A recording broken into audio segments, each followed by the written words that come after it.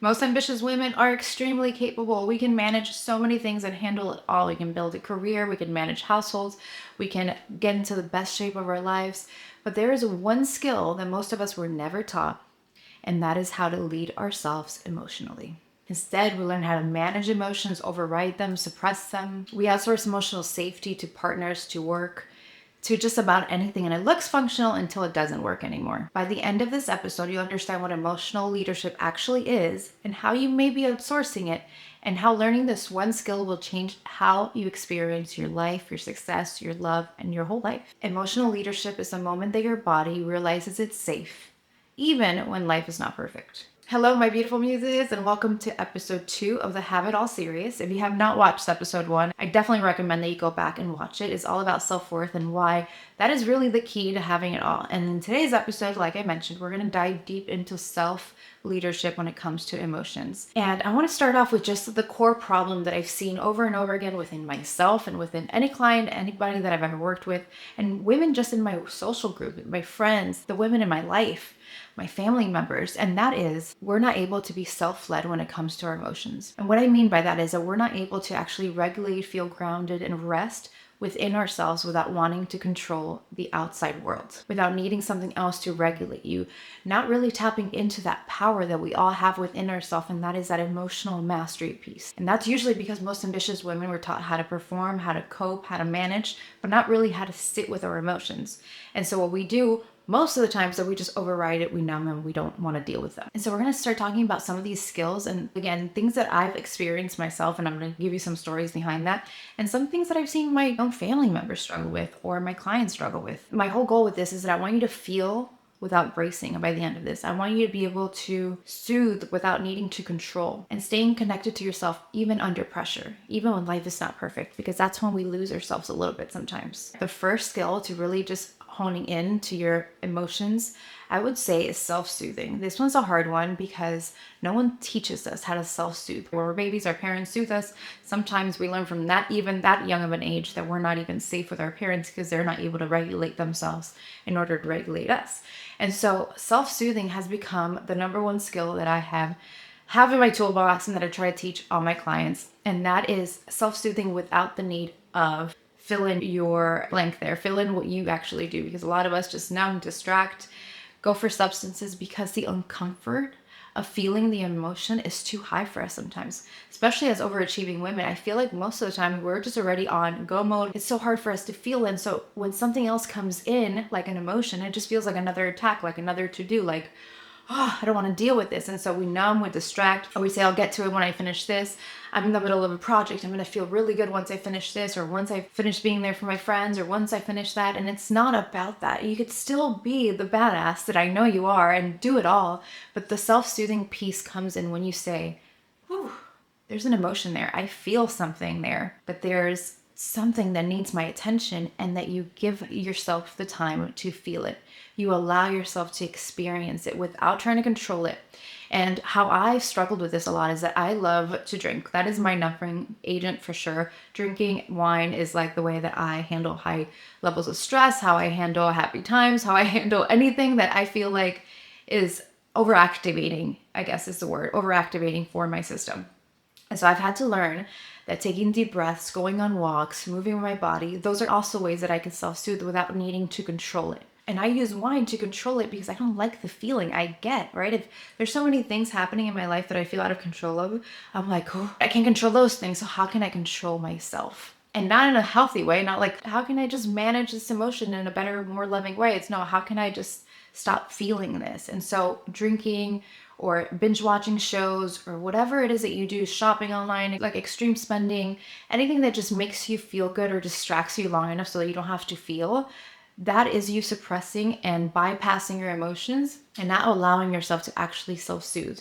And so what I've learned to do now, and I'm actually in January, while you're watching this is January, and I'm doing a dry January, I'm not drinking at all.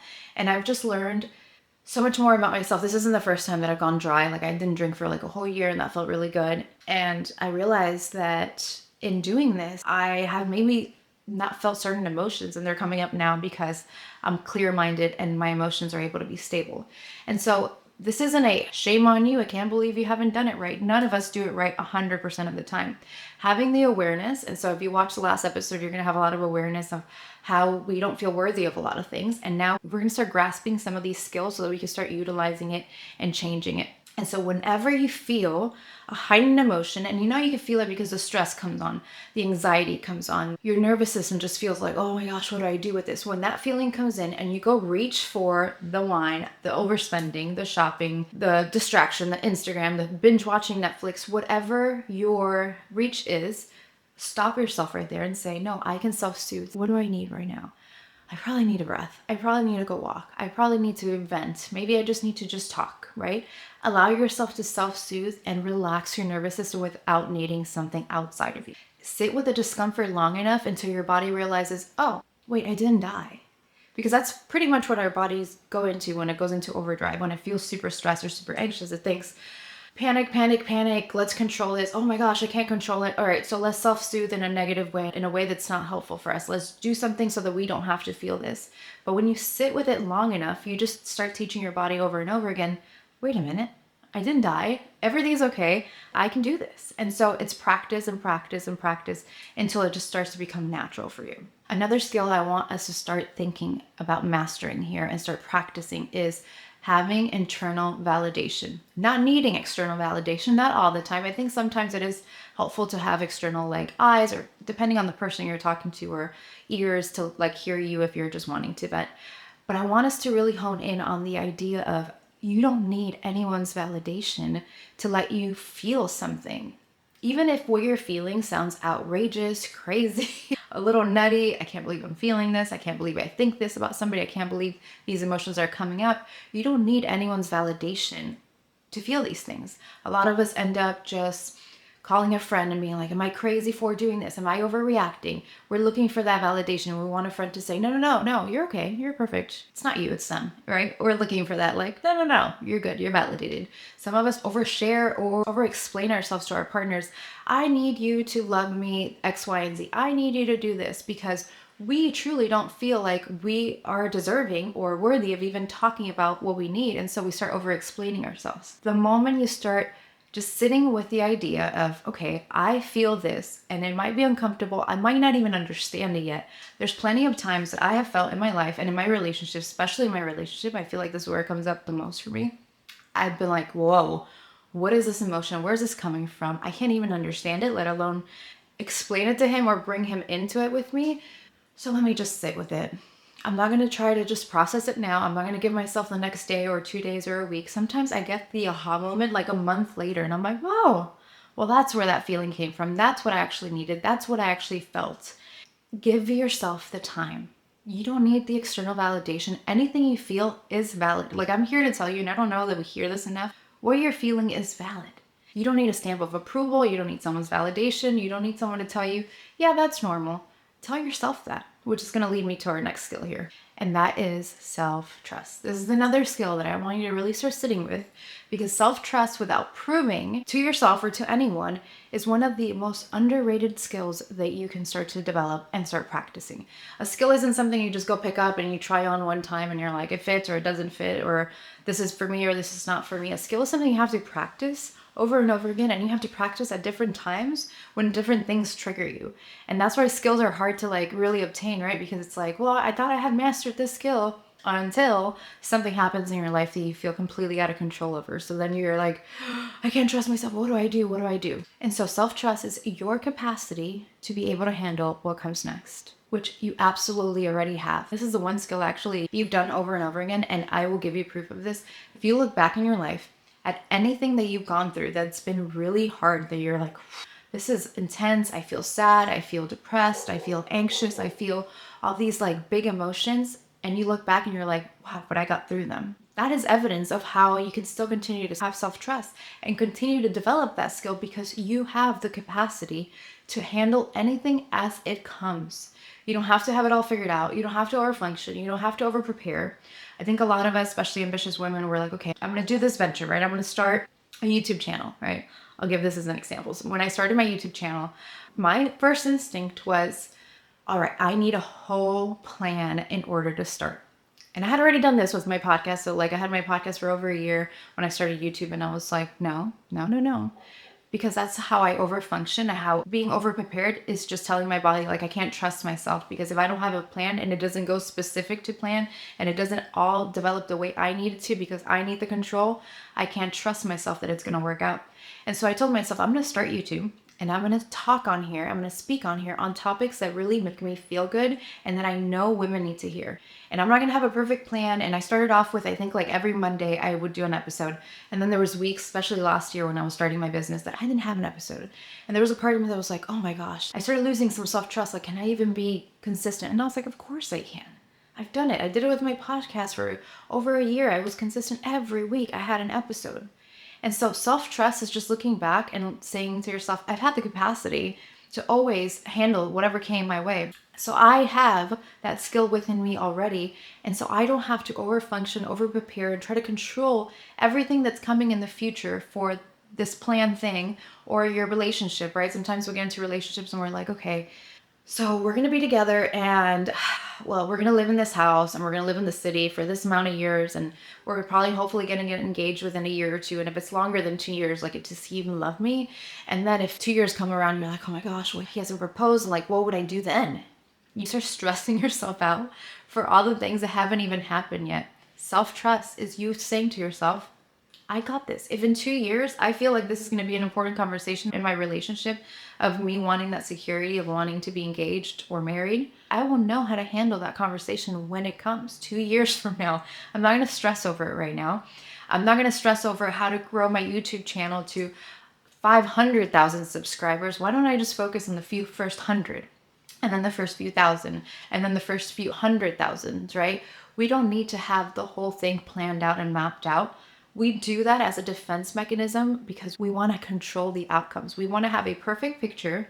And then when things don't go our way, because it's life and God has better plans for us always, we lose self-trust and we're like, "Ah, I knew I couldn't do it," right? We use that as evidence. But the truth is that if you just take action with that deep skill of, I trust myself and I know that if something were to happen, I trust that I'll know what to do when that happens. I have the capacity. If I look back, I've done so much. I've gone through so much. I've overcame so much. I 1000% have this skill. I don't need to do more or have it all planned out. I've got me. And so this is another skill, and that's internal safety. It kind of leads me to this. We need to be able to feel safe within ourselves without having it all figured out. And that's where faith really comes into. And if you're a faith person, if you believe in God, this is going to really resonate with you. And if you're not, this might trigger you or ruffle your feathers in some way. But faith is really hard sometimes because we can't see God. If we sit with ourselves, we talk to God, we can sometimes feel Him. Sometimes we feel like the Holy Spirit. We can feel that connection to Him, but it's not consistent. It's not constant. It's not something that you can touch, that you can see, that you can feel, that you can rely on, that you can count on. But He's always there. You were made in His image. You were made to be just like Him. So do you not think that there should be a part of you that has internal safety because you know that you can handle anything that you have based on just that fact alone? And so the idea that you're not alone in what you're going through and that faith in God will always get you through it, but also knowing that He made you who you are for a reason, gave you all the experiences He gave you for a reason, even watching this episode because He wanted you to watch this episode. So the idea that you are safe within yourself is almost a natural thing. It should be something that's ingrained in all of us, but it's not. It's something we have to practice. It's something we have to practice because it's not tangible. We can't touch it. We're like, well, am I safe? And I don't have all the answers. Am I safe though? I can't see the whole picture yet. Is this relationship gonna go the whole mile? I don't know. I can't see us like old yet. I can't see us just talking back in our lives, looking back at our great relationship yet. I don't know.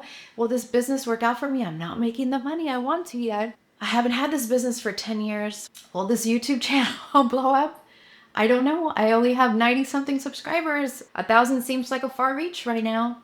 Of course I can. I have internal safety. I have everything that God has given me that is part of Him is in me as well. And I don't need to control the outcomes. I don't need to feel like I have to protect myself from anything else. I can live in uncertainty and still move with passion, with purpose, with integrity, with my values, with my mission, right?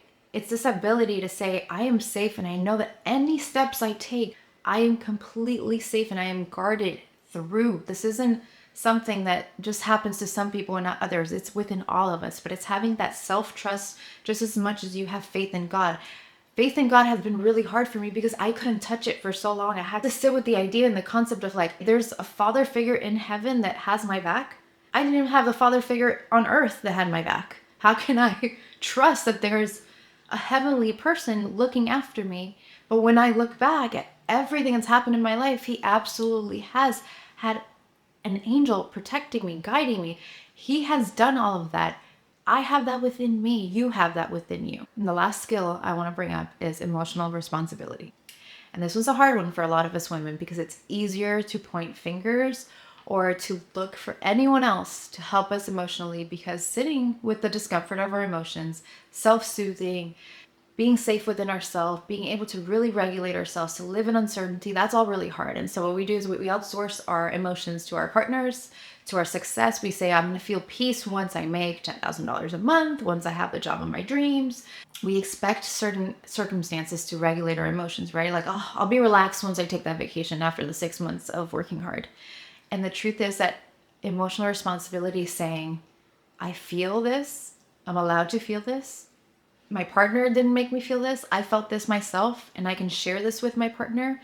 My business is maybe not going the way I wanted to. I can sit with that emotion, with that uncertainty, what's going to happen next, and I could still move.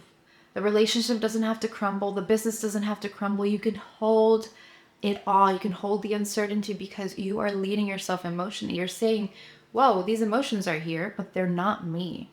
Your emotions are not you. Your emotions are there based on the triggers, your past. Like I said in my last video, we all have a bag of triggers, traumas, and past that we just walk around with. No one's exempt from them. No one's like perfect and just like they shook off some of the trauma and the triggers. It's always there. Healing is really simple in the fact that healing is having awareness and changing behavior. And so if we're all walking around with these bags of traumas and triggers and whatever, right? Like, just think of that. Like, I thought about the other day, I'm like, we really are just a bunch of people with a bunch of that, right? And then every once in a while, somebody comes and bumps into your bag, and you're like, oh, that hurt. I didn't like that. That triggered me. That made me feel something. Emotional responsibility, saying that made me feel something. I take responsibility for that because that person or that event didn't give me this bag of traumas and triggers and all the crap that I carry around. That person didn't do that to me, but they bumped against it and it hurt. It didn't feel good. Most of the time it's our partners because they're the closest to us. And so taking emotional responsibility is saying, I feel like this. I'll give you like a very small example, but this is something that happens to us women. Yesterday, I was on fire. Okay. I had everything done. I made a big sale in my business. I had a great day of productivity. I felt like I was walking like on water type of feeling. Like I was like, nothing can stop me. I did this, I did that. I had a little to-do list that I had to do for TJ and like other things. I've been like, okay, I'll do that. I've been so busy. I haven't been able to do it. I did it all. And then I started like scheduling my content, which if you're a content creator or if you've ever created anything like the reels, the shorts, the videos, like everything, I started like, okay, I'm going to schedule this. I'm going to schedule that while Avery and TJ were at dance. Then they came back.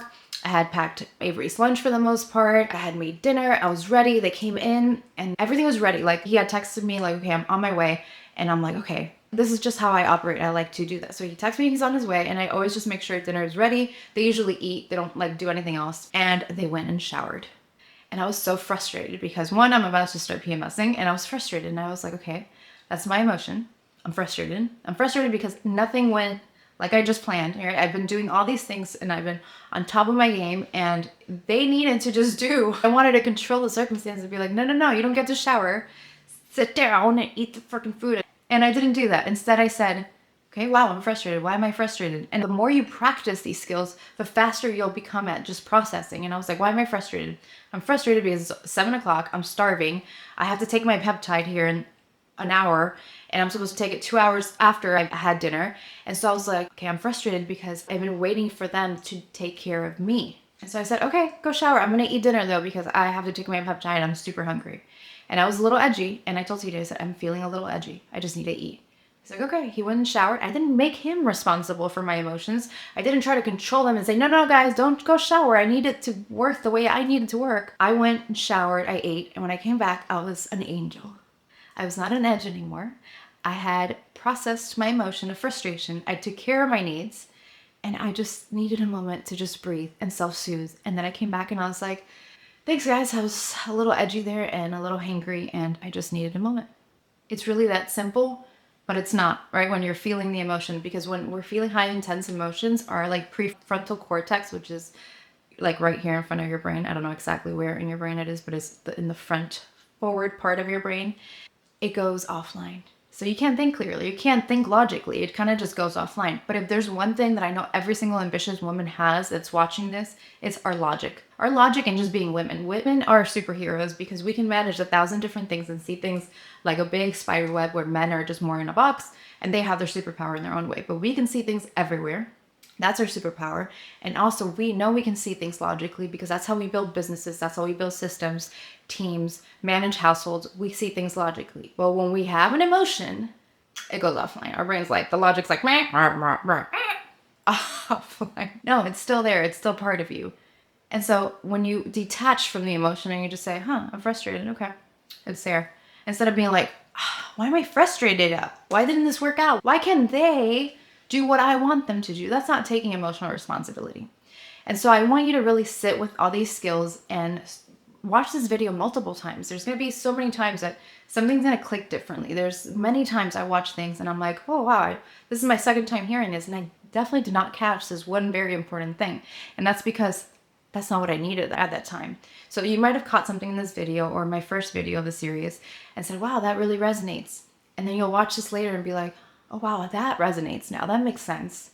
And that's because you're becoming better at these skills. You're adapting these skills. And so you have more time and more freedom and more space in your brain because you're less on edge to receive information, to be able to absorb things differently. And so I want you to repeat this to yourself whenever you're feeling emotions. And I always like to give a little mantra or something because I do feel like it helps. And I always like to have like my hand on my chest and my hand on my tummy and just really center myself. And I want you to tell yourself, emotional self-leadership does not mean you don't need anyone. It means that you won't abandon yourself while needing them.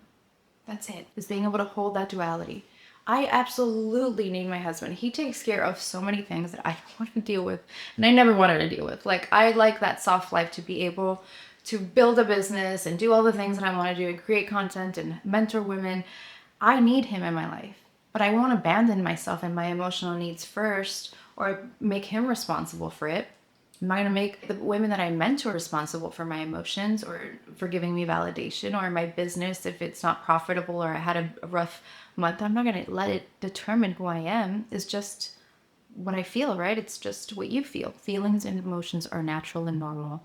They're there and they come and go. If you resist them, they stay with you and they wreak havoc on your nervous system. And in the next episode, we're going to talk about how emotional outsourcing shows up the most in love and in your relationships, and why it's been harder for ambitious women to stay in relationships, be in healthy relationships, and build loving marriages. And I appreciate every single one of you that's listened to this, and I cannot wait for part 3. I think you guys will all really resonate with a lot of what I'm saying because these are things that I've struggled with myself plenty of times and still do at different times in my life. So I love you, muses. Thank you so much for being here, and I will talk to you guys next week.